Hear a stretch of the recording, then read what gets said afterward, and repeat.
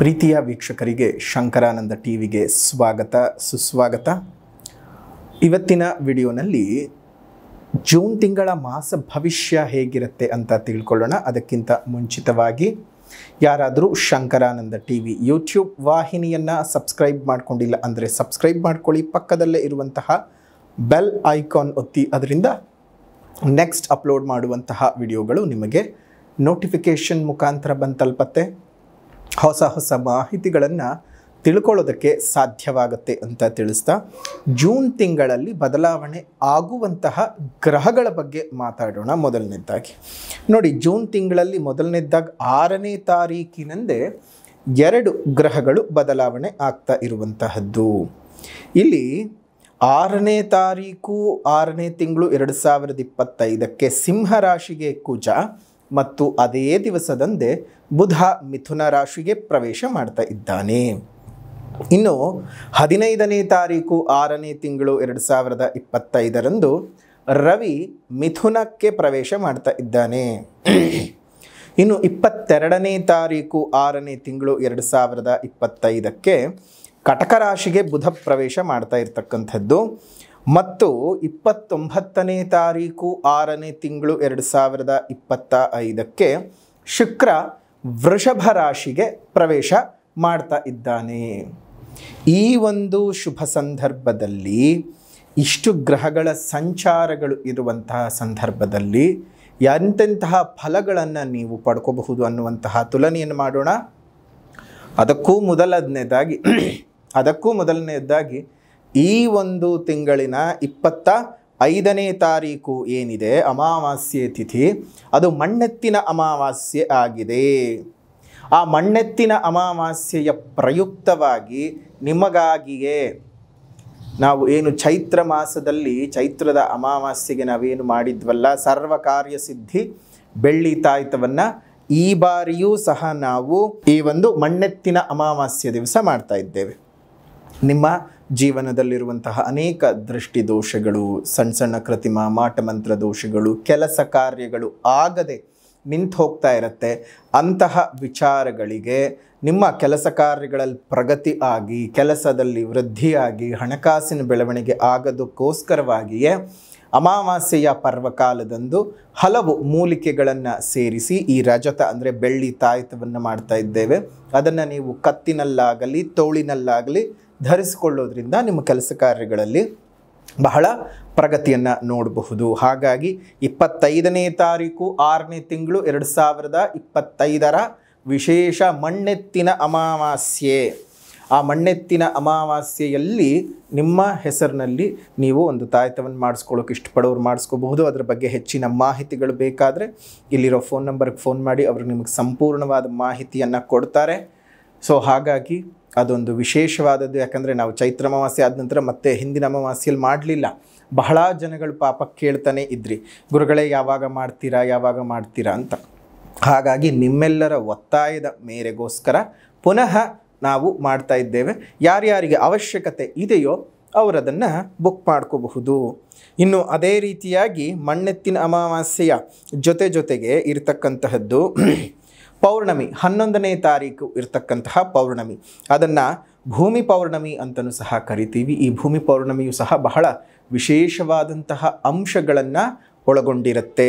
ಹಾಗಾಗಿ ಅವತ್ತಿನ ದಿವಸ ನೀವು ಮನೆಯಲ್ಲಿ ಉಪ್ಪಿನ ದೀಪವನ್ನು ಬೆಳಗೋದ್ರಿಂದ ಹಲವು ವಿಧದಲ್ಲಿ ನಿಮ್ಮ ಮನೆಯಲ್ಲಿರುವ ನೆಗೆಟಿವ್ ಎನರ್ಜಿಗಳಿಂದ ನೀವು ರಕ್ಷಣೆಯನ್ನು ಪಡ್ಕೊಳ್ಬಹುದು. ಪ್ರತಿ ರಾಶಿಯವರು ಸಹ ಒಂದು ಮಣ್ಣಿನ ತಟ್ಟೆಯಲ್ಲಿ ಉಪ್ಪನ್ನು ಹಾಕಿ ಅದರ ಮೇಲೆ ಮಣ್ಣಿನ ಹಣತೆಯನ್ನು ಹಚ್ಚಿ ನಿಮ್ಮ ಮನೆ ಬಾಗಿಲಿನಲ್ಲಿ ಸಂಜೆ ಹೊತ್ತು ಬೆಳಗೋದ್ರಿಂದ ದುಷ್ಟ ಶಕ್ತಿಗಳಿಂದ ನೀವು ಪ್ರೊಟೆಕ್ಷನ್ ತಗೊಳ್ಳೋದಕ್ಕೆ ಸಾಧ್ಯ ಇದೆ.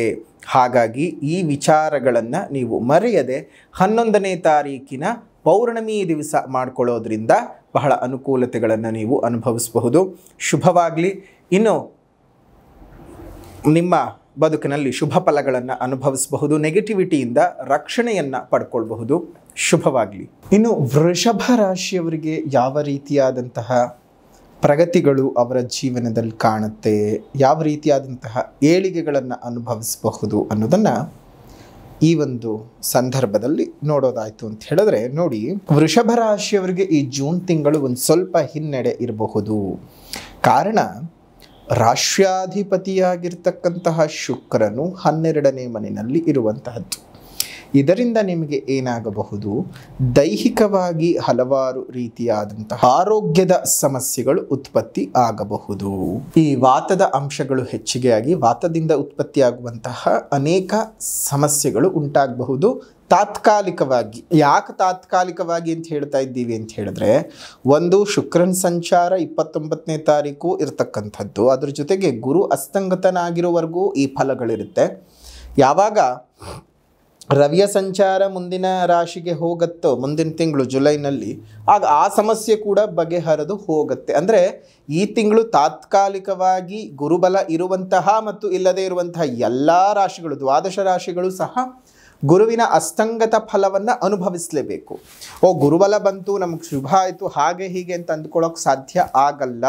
ಯಾಕೆಂದರೆ ಗುರು ಆಗಿದ್ದಾನೆ ಈ ಒಂದು ಜೂನ್ ತಿಂಗಳಲ್ಲಿ.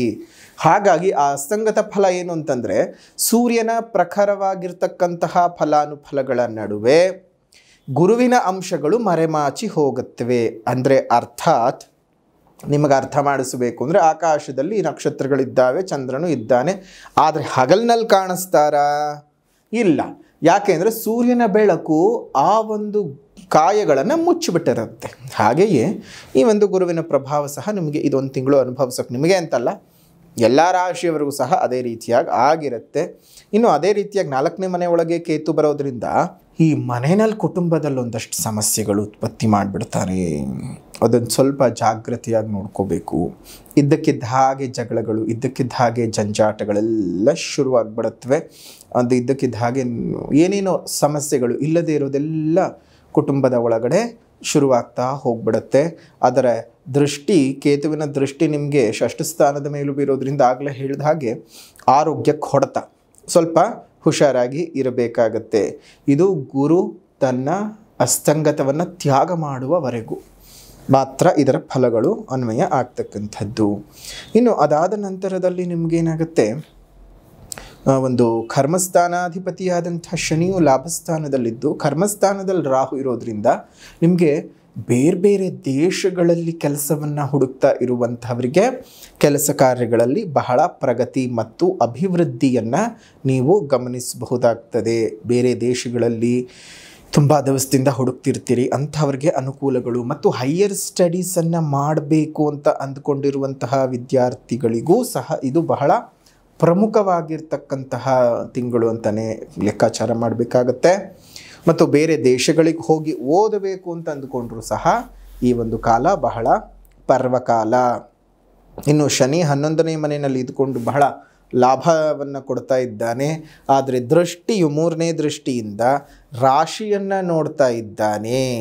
ಅದರಿಂದ ಏನಾಗುತ್ತೆ, ಈ ಓವರ್ ಕಾನ್ಫಿಡೆನ್ಸ್ ಜಾಸ್ತಿ ಆಗಿಬಿಟ್ಟು ಆ ಓವರ್ ಕಾನ್ಫಿಡೆನ್ಸಿಂದಾನೇ ಒಂದಷ್ಟು ಕೆಲಸಗಳನ್ನು ನೀವೇ ಹಾಳು ಮಾಡ್ಕೊಂಡು ಬಿಡ್ತೀರಾ.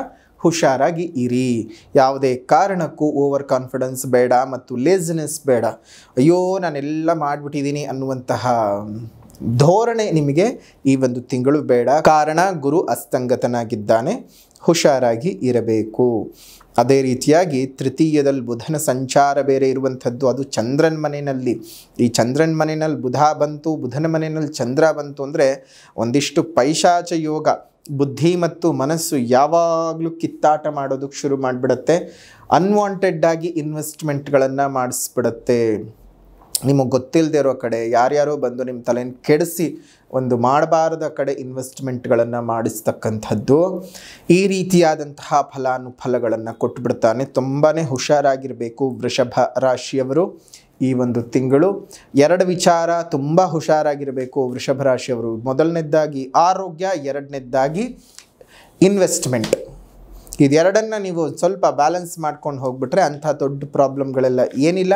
ಧೈರ್ಯವಾಗಿದ್ದು ಮುಂದುವರ್ಕೊಳ್ತಾ ಹೋಗಿ. ಒಂದು ಸಲ ನಿಮ್ಮ ಜನ್ಮ ಜಾತಕವನ್ನು ತೋರಿಸ್ಕೊಳ್ಳಿ, ಯಾವ ದಶ ಯಾವ ಭುಕ್ತಿ ನಡೀತಾ ಇದೆ ಅಂತ. ಅದರಿಂದ ಏನಾದರೂ ಸಮಸ್ಯೆಗಳಿದೆ ಅಂತಂದರೆ ಅದಕ್ಕೆ ಬೇಕಾದ ಪರಿಹಾರದ ಮಾರ್ಗದರ್ಶನವನ್ನು ಮಾಡ್ತೇವೆ. ಅದನ್ನು ತಗೊಂಡು ಅದೇ ರೀತಿಯಾಗಿ ಮುಂದುವರ್ಕೊಳ್ತಾ ಹೋಗಿ. ತಮ್ಮೆಲ್ಲರಿಗೂ ಸಹ ಶುಭವಾಗಲಿ, ಮಂಗಳವಾಗಲಿ. ಇದಾಗಿತ್ತು ವೃಷಭ ರಾಶಿಯವರ ಜೂನ್ ತಿಂಗಳ ಮಾಸ ಭವಿಷ್ಯ. ಹಾಗಾದರೆ ಪರಿಹಾರದ ಕ್ರಮನಾದರೂ ಏನಪ್ಪ ಅಂತ ಹೇಳಿದ್ರೆ, ಮೊದಲನೆಯದ್ದಾಗಿ ಸಾಮಾಜಿಕ ಪರಿಹಾರ. ಪ್ರಕೃತಿಯನ್ನು ಉಳಿಸಿ, ಪ್ರಕೃತಿಯನ್ನು ಬೆಳೆಸಿ, ಇನ್ನಿತರ ಜೀವಜಂತುಗಳಿಗೆ ಒಂದಿಷ್ಟು ಆಸರೆಯಾಗಿರಿ. ನಮ್ಮ ಮುಂದಿನ ಜೀವನ ಚೆನ್ನಾಗಿರಬೇಕು ಅಂದರೆ ಪ್ರಕೃತಿ ಉಳಿಲೇಬೇಕು, ಹಸಿರು ಬೆಳಗಲೇಬೇಕು. ಹಸಿರೇ ನಮ್ಮ ಮುಂದಿನ ಪೀಳಿಗೆಯ ಉಸಿರು. ಹಾಗಾಗಿ ಸಾಧ್ಯವಾದ ಕಡೆ ಗಿಡಗಳನ್ನು ನೆಟ್ಟು ಪೋಷಣೆ ಮಾಡಿ ಮರಗಳನ್ನು ಕಾಪಾಡಿಕೊಳ್ಳಿ. ನಿಮ್ಮ ಮನೆ ಮುಂದೆ ಮತ್ತು ಮೇಲ್ಭಾಗದಲ್ಲಿ ಸಣ್ಣ ಸಣ್ಣ ಕುಂಡಗಳಲ್ಲಿ ನೀರನ್ನು ಇಡ್ತಾ ಬನ್ನಿ. ಅದರಿಂದ ಅದೆಷ್ಟೋ ಜೀವಜಂತುಗಳಿಗೆ ನೀವು ಕೊಡ್ತಕ್ಕಂತಹ ಒಂದು ಹನಿಯ ನೀರು ಅವುಗಳ ಪ್ರಾಣವನ್ನು ಉಳಿಸ್ಕೊಳ್ಳೋದಕ್ಕೆ ಸಾಧ್ಯವಾಗುತ್ತೆ. ಹಾಗಾಗಿ ಆ ಪ್ರಾಣವನ್ನು ಉಳಿಸಿದ ಪುಣ್ಯದ ಫಲ ನಿಮಗೆ ಸಿಗುತ್ತೆ. ಆ ಒಂದು ವಿಶೇಷವಾದಂಥ ಫಲವನ್ನು ನೀವೇ ಅನುಭವಿಸಿ, ನಿಮ್ಮ ಕುಟುಂಬದವರು ಅನುಭವಿಸಲಿ ಅಂತ ಹೇಳ್ತಾ, ಇನ್ನು ಸಾಮಾಜಿಕ ಪರಿಹಾರದ ನಂತರದಲ್ಲಿ ನೀವು ಮಾಡ್ಕೊಳ್ಬೇಕಾಗಿರ್ತಕ್ಕಂತಹದ್ದು ಆಧ್ಯಾತ್ಮಿಕ ಪರಿಹಾರ. ವೃಷಭ ರಾಶಿನಲ್ಲಿ ಹುಟ್ಟಿರ್ತಕ್ಕಂಥವರು ಈ ಒಂದು ತಿಂಗಳು ನೀವು ಮಾಡ್ಕೊಳ್ಬೇಕಾಗಿರ್ತಕ್ಕಂತಹ ಪರಿಹಾರನಾದರೂ ಏನಪ್ಪ ಅಂತ ಹೇಳಿದ್ರೆ, ವಿಶ್ವನಾಥಾಷ್ಟಕಂ ಸ್ತೋತ್ರದ ಪಠಣವನ್ನು ಮಾಡಿ.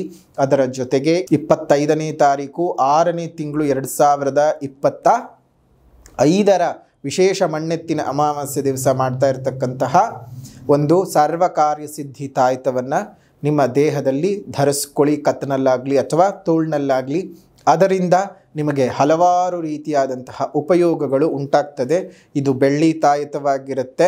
ಸೊ ಹಾಗಾಗಿ ಈ ಒಂದು ರಜತ ತಾಯಿತವನ್ನು ನಿಮ್ಮ ದೇಹದಲ್ಲಿ ಧರಿಸೋದ್ರಿಂದ ಉತ್ತಮ ಫಲಗಳನ್ನು ಪಡ್ಕೊಳ್ಬಹುದು. ಶುಭವಾಗಲಿ, ಮಂಗಳವಾಗಲಿ. ಅದರ ಜೊತೆಗೆ ನೀವು ಕಾಶಿ ವಿಶ್ವನಾಥ ಅಷ್ಟಕಂ ಸ್ತೋತ್ರದ ಪಠಣ ಮಾಡಿ. ವೃಷಭ ರಾಶಿಯವರು ಶುಭವಾಗಲಿ, ನಿಮ್ಮೆಲ್ಲರ ಜೀವನ ಸುಖದಾಯಕವಾಗಿರಲಿ ಅಂತ ಹೇಳ್ತಾ, ವೃಷಭ ರಾಶಿಯವರ ಈ ಒಂದು ವಿಶೇಷವಾದ ಜೂನ್ ತಿಂಗಳ ಮಾಸ ಭವಿಷ್ಯ ಹೇಗಿದೆ ಅನ್ನುವಂತಹ ಮಾಹಿತಿಯನ್ನು ತಿಳ್ಕೊಂಡ್ರಿ. ವಿಡಿಯೋ ಇಷ್ಟ ಆಗಿದ್ದರೆ ಲೈಕ್ ಮಾಡಿ, ಶೇರ್ ಮಾಡಿ, ಕಮೆಂಟ್ ಮಾಡಿ. ಮತ್ತೊಂದು ವಿಡಿಯೋನಲ್ಲಿ ಭೇಟಿ ಮಾಡ್ತೇವೆ. ಅಲ್ಲಿವರೆಗೂ ನಮಸ್ಕಾರ. ಲೋಕ ಸಮಸ್ತ ಸುಖಿನೋ ಭವಂತು, ಸಕಲ ಸನ್ಮಂಗಳಾನಿ ಭವಂತು, ಸರ್ವೇ ಜನಾಃ ಸುಖಿನೋ ಭವಂತು, ಸಮಸ್ತ ಸನ್ಮಂಗಳಾನಿ ಭವಂತು.